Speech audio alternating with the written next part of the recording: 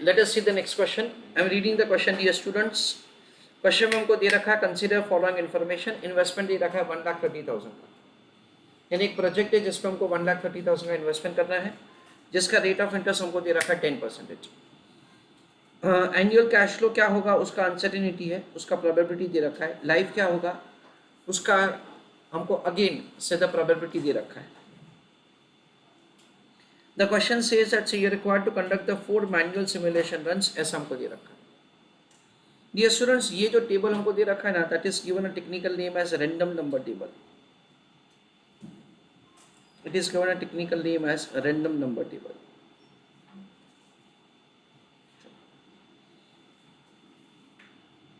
तो यहाँ पे हम लोग एक ऑपरेशनल रिसर्च का टेक्निक लर्न कर रहे हैं, and that is given a name as a simulation run.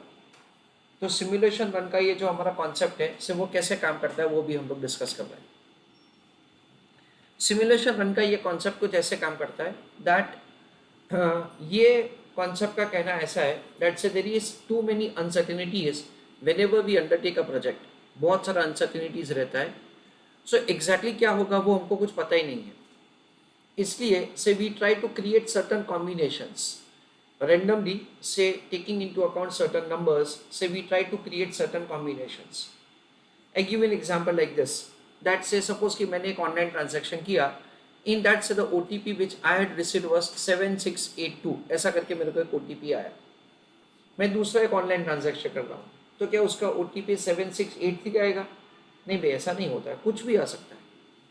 तो वैसे यहाँ पे एक रैंडम नंबर का हमको टेबल दे रखा है, और वो टेबल को यूज करके we try to create the different situations. जो रेंज ऑफ द सिचुएशंस आएगा से उसका हम लोग लाइक एक मीन वैल्यू फाइंड कर सकते हैं, and based on that say we can say that whether the project should be undertaken और नॉट. तो मैनेजमेंट ऑफ द कंपनी को एक आइडिया आएगा कि कौन कौन से टाइप के आउटकम्स आ सकते हैं.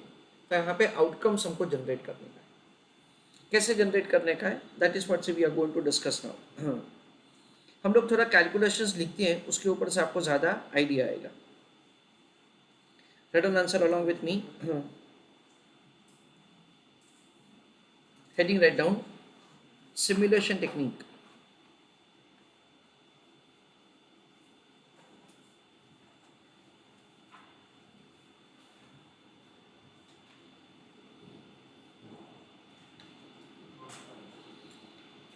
In that write down working note number 1, calculation of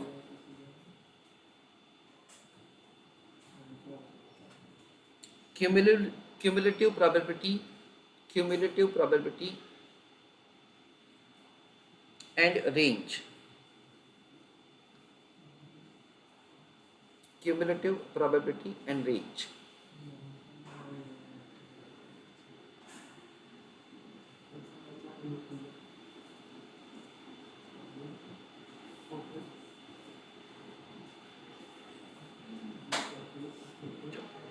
I request everybody to pay attention. मैं आपको कैश फ्लोज का समझाता हूँ, उसके ऊपर से आपको आइडिया आ जाएगा.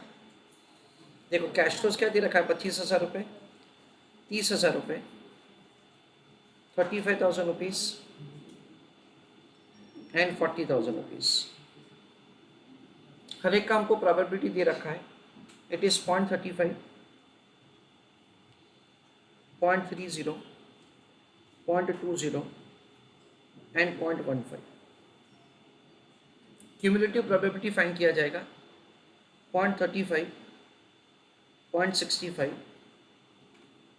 0.85 एंड 1. नाउ रेंज का कैलकुलेशन कैसे होगा वो मैं आपको समझाता हूँ.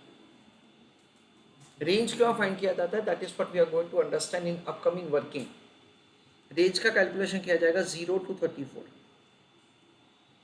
35 to 64, 65 to 84 एंड 85 to 99. ऐसा करके इसका कैलकुलेशन होता है. रेंज का शुरुआत कहाँ से होगा, 0 से होगा. ये 35 है तो 35 - 1 यानी 34 तक रेंज आएगा. नेक्स्ट रेंज शुरू होगा 35 से, और वो कहाँ तक जाएगा, 65 - 1 यानी 64 तक. उसके बाद 65 से 84 और 84 से 99. Run this answer. Let on working note number 2.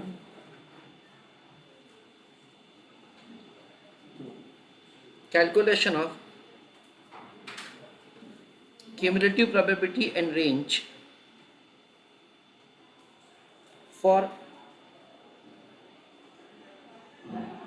life of the project.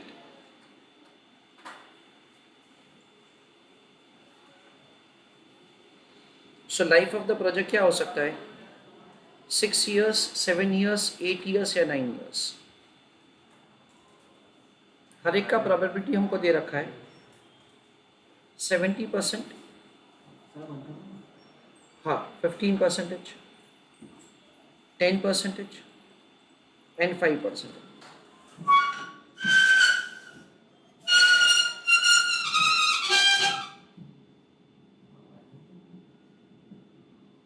उसके बाद क्यूमुलेटिव प्रोबेबिलिटी 0.70, 0.85, 0.95 एंड 1.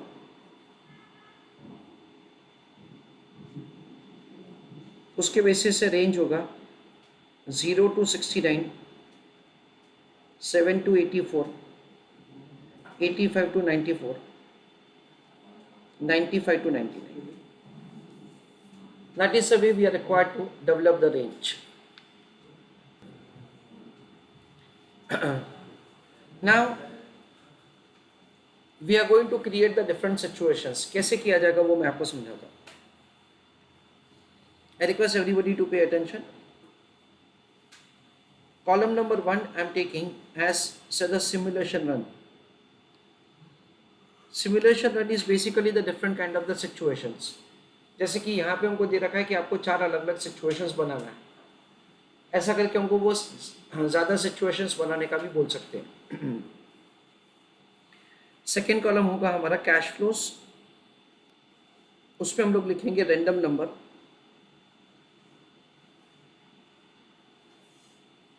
और उसके अंदर लिखेंगे हम लोग कैश फ्लोस. लाइफ, उसमें हम लोग लिखेंगे रैंडम नंबर. अगेन हम लोग लिखेंगे लाइफ और लास्ट में एनपीवी का कैलकुलेशन होगा. कैसे वो मैं आपको समझाता हूँ. I request everybody to pay attention. ये रैंडम नंबर को रीड कैसे करना है, तो उसके लिए रूल ऐसा है. You can start with any of the column. यानी कोई स्टूडेंट फर्स्ट कॉलम से शुरू कर सकता है, कोई स्टूडेंट थर्ड कॉलम से शुरू कर सकता है, कोई स्टूडेंट फिफ्थ कॉलम से शुरू कर सकता है, सेकेंड कॉलम, फोर्थ कॉलम, आप कोई भी कॉलम से शुरू कर सकते हैं. कहाँ से शुरू करना उसके लिए कोई भी रूल्स एंड रेगुलेशंस नहीं है. So you have to start with any of the column. Now हमको जो क्वेश्चन दे रखा है उसमें आप लोग देख सकते हो दैट्स इट, जिसमें हमने फाइंड किया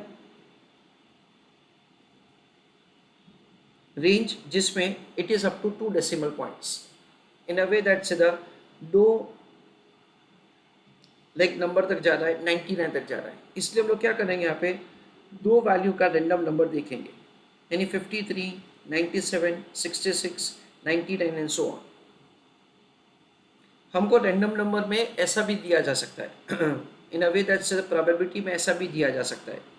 for example 12.5%, then 37.5%, 40% and let us say 10%, ऐसा दिया जा सकता है ना. कैश फ्लोज का ये प्रोबेबिलिटी दिया जा सकता है जिसमें we may be provided with the 3 decimal points. तो उसमें क्यूमुलेटिव प्रोबेबिलिटी कैसे होगा, 0.1250, 0.50, 0.90 एंड 1. तो रेंज कैसे होगा, रेंज होगा 0 to 124. रेंज कैसे होगा 125 to 499. फिर कैसे होगा 500 to 899. फिर 900 to 8 दैट इज 999. ऐसे होगा रेंज. अगर हमको ऐसा 3 डेसिमल है देन इन दैट केस हमको दैट इज कैसे रीड करने का है, 918, 581, 745, 031 एंड सो ऑन. हमको ये जो प्रोबेबिलिटी है ना वो 1 डेसिमल का भी दिया जा सकता है. कैसे, 0.1, 0.3, 0.4, and 0.2। Then in that case क्या होगा, 0.1, 0.4, 0.8 और 1। तो पहला रेंज कैसे होगा, 0 से 0। दूसरा रेंज क्या होगा, 1 to 3। तीसरा रेंज क्या होगा, 4 to 7। उसके बाद क्या होगा, 8 to 9। तो फ्रेंड्स हमको क्या करना है, सिर्फ पहला डिजिट ही लेने का है। नाउ हम लोग यहाँ पे कोई भी ले सकते हैं, जैसे मैंने आपको बताया I am starting with this one. ये मैं फर्स्ट वाले कॉलम से शुरू करता हूँ। Starting with the second, third और फोर्थ और fifth column is also okay. Now हम लोग क्या कर सकते हैं फ्रेंड्स, हम लोग जो पहला 2 डिजिट है वो हम लोग ले सकते हैं कैश फ्लोज के लिए, और फिर नेक्स्ट वाला हम लोग ले सकते हैं कैश फ्लो के लिए। पहला दो कैश फ्लोज के लिए और दूसरा दो दैट इज से द लाइफ के लिए।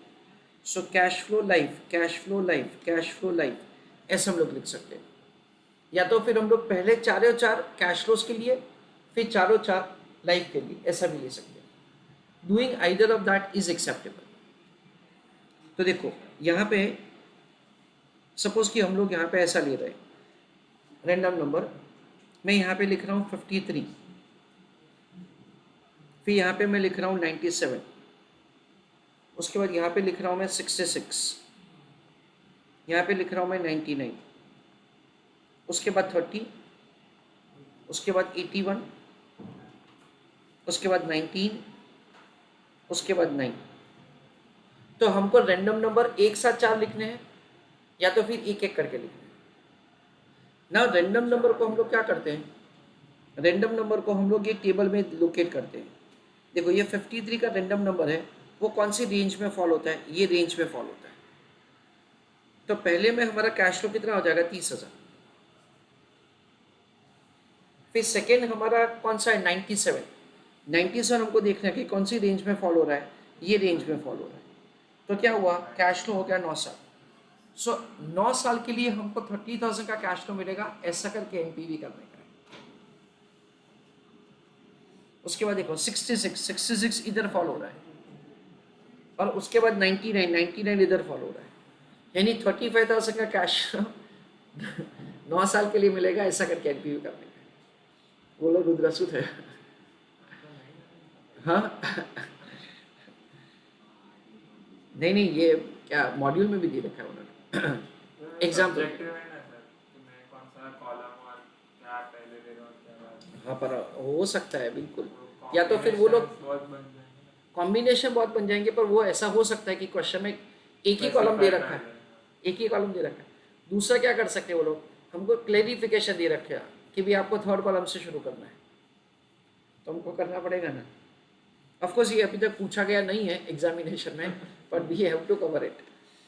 ऐसा करके that is the next is I think that's the 30। So 30 is falling over here. तो हमारा जो रैंडम नंबर है वो कौन सी रेंज में फॉलो हो रहा है वो देखने का, और वो रेंज का वैल्यू लेके फिर हमको एनपीवी का कैलकुलेशन करने का। चलो गेट डाउन द आंसर। ये कैश फ्लोज और लाइफ लिखते हैं, उसके बाद एनपीवी का कैलकुलेशन मैं आपको समझाता हूँ। चलो get down answer. So this is 1, this is 2, this is 3 and this is 4. 53 कौन से रेंज में आता है, 30,000। 66, 30, 19,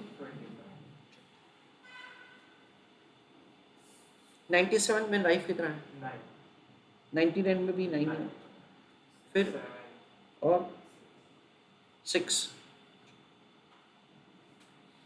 ना एनपीवी का कैलकुलेशन कैसे होगा वो हम लोग समझ लेते हैं। देखो पहला सिमुलेशन रन है, उसमें एनपीवी का कैलकुलेशन ऐसे होगा, वो मैं आपको थोड़ा डिटेल में करके समझाता हूँ। देखो एनुअल कैश फ्लो हमारा कितना है, 30,000 into PVIFA at the rate of 10% cost of capital for how many years, for a time period of 9 years, minus क्या किया जाएगा, 1,30,000। यानी एनुअल कैश फ्लो को हम लोग प्रेजेंट वैल्यू टर्म में डिस्काउंट करेंगे और उसके बाद एनपीवी का कैलकुलेशन। चलो right answer along with me. हाँ आ गया 5.7593।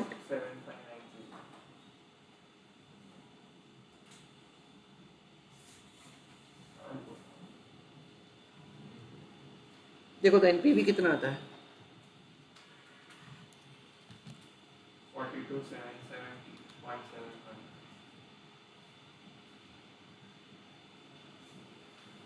फ्रैक्शन जाने देते अभी।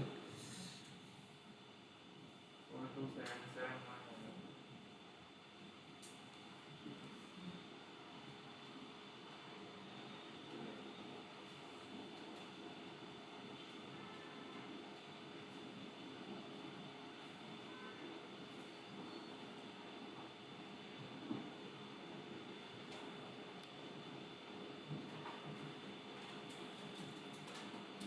सेकेंड में 71,565 आता है।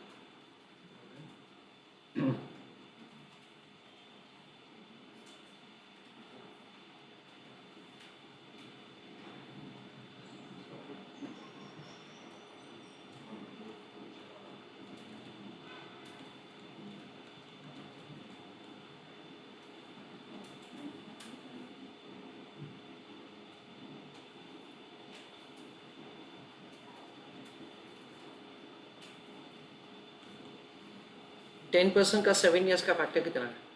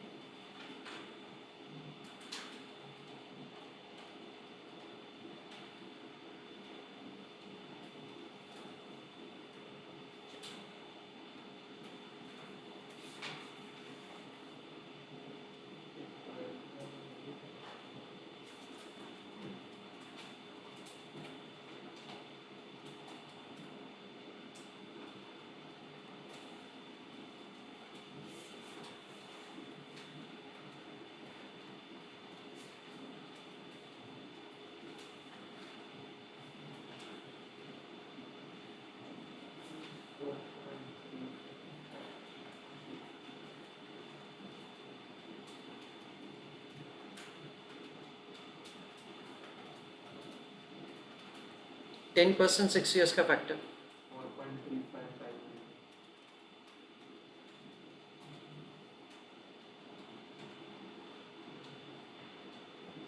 To 23598 negative.